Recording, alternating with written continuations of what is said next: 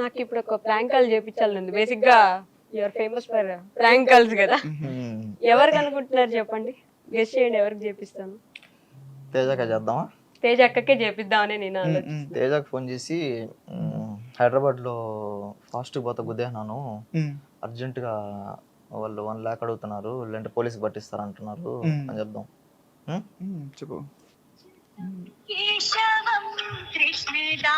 I mean copyright ఏమైనా వస్తుందా? Hello Sohel. Hello యాడున్నారా? Teja ఒక్క నిమిషం ఉండు, ఒక చిన్న అర్జెంట్ హెల్ప్ కావాలి. ఏమైందా? ఇక్కడ తిందామని పోతా అంటే సడన్గా గుద్దేసినాను వేరే కార్ని. ఒరేయ్ వాళ్ళు చాలా రచ్చ చేస్తున్నారు పోలీసు వాళ్ళు, అది ఇది అనేసి.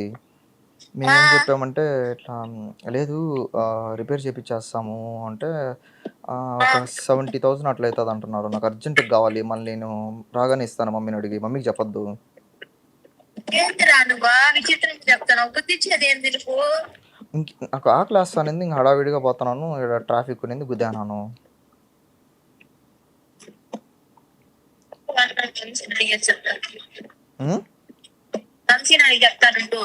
సరే సరే, అది కాకుండా పోలీస్ వాళ్ళతో FIR ఏదేదో అంటున్నారు, భయం వేస్తుంది. అయినా ఎందుకు సోయల్, మనకు అయ్యా పోయినామా వచ్చినామని లేకుండా నేనేమన్నా కలగను. వచ్చినా ఇండియాకి హాయిగా మూసుకొని ఉంటుంది, తిరుపతిలో ఉండొచ్చు కదరా. ఏంటిరా అది? నాకేం తెలుసు? ప్రశాంతంగా ఉన్నది ఎవరా, ఆడికి పోయినా నువ్వు యాక్సిడెంట్ అంటే యాక్సిడెంటల్ గా అయ్యేదే యాక్సిడెంట్ అని చెప్పు. నువ్వు చేస్తాను. అయ్యో వేస్తుంది అనుకుంటా. లేంటి చెప్పేద్దాం, ఉండు లేంటి చెప్పేద్దాం. కంగారు పడింది, చెప్పండి. వేసేస్తుందేమో మళ్ళా. అన్నని అడిగి, అంటే వంశీ అంటే వాళ్ళ హస్బెండ్. హలో సోయల్ సరే కానీ ఒక నిమిషం చెప్పేది నువ్వు. ఏమిలా మా ఇంటర్వ్యూకి వచ్చాను, నిన్ను ప్రాంక్ చేయడం చాలా ఫేమస్ కాబట్టి నీకే ప్రాంక్ కాల్ చేయమంటే చేసా. ఇక్కడ యాంకర్ అనమాట.